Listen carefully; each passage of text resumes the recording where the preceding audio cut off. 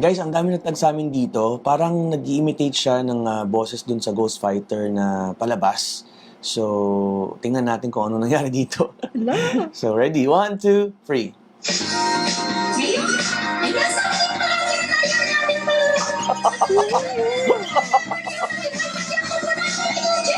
Oh my God. Lalaki pa siya.